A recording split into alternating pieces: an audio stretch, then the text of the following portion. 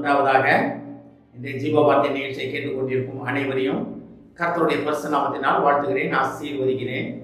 இன்றைய தின தியானத்திற்கு தேவனுடைய வேத பகுதி அது மீகா தீர்க்கதரிசி எழுதின புஸ்தகம், அதில் 7ஆம் அதிகாரம், அதில் 7ஆம் வசனம். மீகா 7:7. நானோவென்றால் கர்த்தரை நோக்கி கொண்டு என் ரட்சிப்பின் தேவனுக்காக காத்திருப்பேன், என் தேவன் என்னை கேட்டருள்வார். இன்றைய தினம் தேவன் அவங்க சொல்ல ஆசைப்படுகிற ஒரு காரியம் என்னவென்றால், உங்கள் தேவன் உங்கள் வேண்டுதலை கேட்டருள்வார்.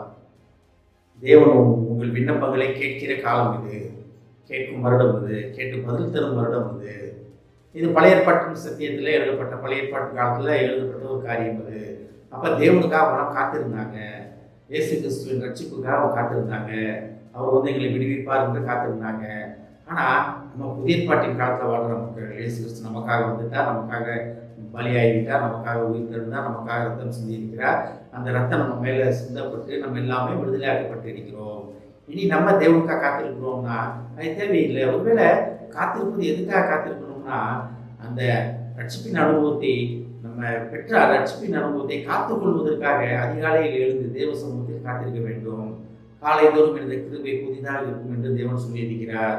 அந்த புதிதான கிருபையை பெற்றுக்கொள்வதற்காக தேவ சமூகத்திலே நம்ம காத்திருக்க வேண்டும். நம்ம அதிகாலையில் என்னை தேடியவனை கண்டடைவான் என்று சொல்லியிருக்கிறார். அப்போ தேவனை கண்டடைவதற்காக அதிகாலையில் இருந்து தேவ சமூகத்திலே காத்திருக்க வேண்டும். காலையில் எழுந்திரிச்சு தேவ சமூகத்தில் தேடும்போது, தேவ சமூகத்தில் அமர்ந்திருக்கும் பொழுது, அவர் சமூகத்தில் காத்திருக்கும் பொழுது அவர் உங்களை விட்டு விலைக்கு போகவே மாட்டார். மிக சீக்கிரம் தேவன் உங்களுடன் பேசும் ஒரு காலம் அது வரப்போகிறது. அதாவது உங்களை வந்து நீங்கள் கேட்கிற காரியங்கள் அனைத்தையும் தேவன் உங்களுக்கு தரும் காலமாக இருக்க போகிறது. இந்த மாதத்தில் அநேக காரியங்கள் நீங்கள் கேட்டு இது வரைக்கும் நடக்காத காரியங்கள் எல்லாமே இந்த 3ஆவது மாதத்தில் நடக்க போகிறது. தேவன் உங்களை கேட்டருள்வார். ஆனால் அதில் கேட்கறதுல ஒரே ஒரு காரியம் இருக்குது. நம்ம கேட்கிற காரியங்கள் வந்து தேவநாமத்துக்கு மகிமையான காரியங்களாக இருக்க வேண்டும். என் நாமத்தின் நிமித்தம் நீங்கள் எதை கேட்டாலும் அதை தருவேன். நம்ம தேவநாமம்னா என்ன மகிமைப்பட வேண்டும். அடுத்தவங்களை கீழே தள்ளுறதுக்கோ, அடுத்தவங்களை ஒன்றுமில்லாமல் கேட்கணும்னா தேவன் தரவே மாட்டார் சார், கட்டாயமாக தரமாட்டார். நம்ம தேவன் நமக்கு வைத்திருக்கிற காரியங்களை, ஆண்டவரே எனக்கு என்ன வைத்திருக்கீங்க ஆண்டவரே, எனக்காக ஆண்டவரேன்னு அதிகாலையில் இருந்து தேவ சமூகத்தில் காத்திருக்கும் பொழுது கர்த்தர் உங்கள் சத்தத்தை கேட்டருள்வார், உங்கள் விண்ணப்பத்தை கேட்டருள்வார். அதுதான் மீகா தீர்க்கதரிசி மூலமாக அழகாக எழுதப்பட்டிருக்கிறது. நானோவென்றால் கர்த்தரை நோக்கி கொண்டு என் ரட்சிப்பின் தேவனுக்கு காத்திருப்பேன். நம்ம அதிகாலையில் எழுந்து தேவ வார்த்தைக்காக நம்ம காத்திருப்பதற்காக கர்த்தர் நம்மளை அழைக்கிறார். எவ்வளோ ஈஸியான ஒரு காரியம் பாருங்களேங்க. அதிகாலையில் எழுந்து தேவனே என்னோட பேச மாட்டவரேன்னு தேவ சமூகத்தில் காத்திருக்கும் பொழுது தேவன் உங்களுக்கு வெளிப்படும் வருடம் இது, வெளிப்படும் மாதம் இது, உங்களோட விண்ணப்பங்களுக்கு பதில் தரும் வருடம் மாதம் இது.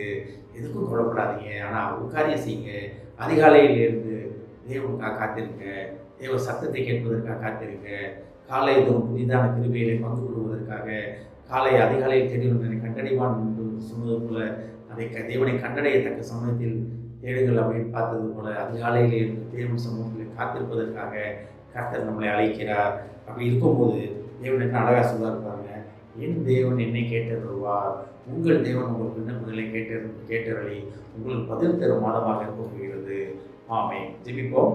எங்களை அதிகமாக நேசிப்பேன் பரலோகபிதாவே, நானோவென்றால் ரட்சிப்பின் தேவனாய் உங்களுக்கு காத்திருப்பேன் என்று பார்க்க மாட்டவரே, நீர் எங்கள் விண்ணப்பத்தை, எங்கள் கோரிக்கைகளை நீர் பதில் தருவேன் என்று சொன்னதுக்காக நன்றி ஆண்டவரே. அதிகாலையிலிருந்து நாங்கள் 9 சமூகத்தில் ரட்சிப்பின் தேவனாய் 9 சமூகத்தில் காத்திருந்து நீர் எங்களுக்கு வைத்திருக்கும் திட்டங்களை, நீர் எங்களுக்கு வைத்திருக்கும் ஆசீர்வாதங்களை பெற்றுக்கொள்ள நீர் எங்களை அழைப்பதற்காக நன்றி ஆண்டவரே.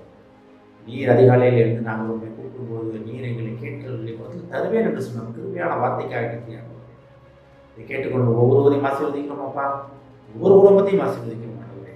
குடும்பத்தில் உள்ள ஒவ்வொருவரும் அதிகாலையில் இருந்து ஒவ்வொரு சமூகத்தில் அமர்ந்து ஒவ்வொரு சமூகத்தில் காத்திருந்து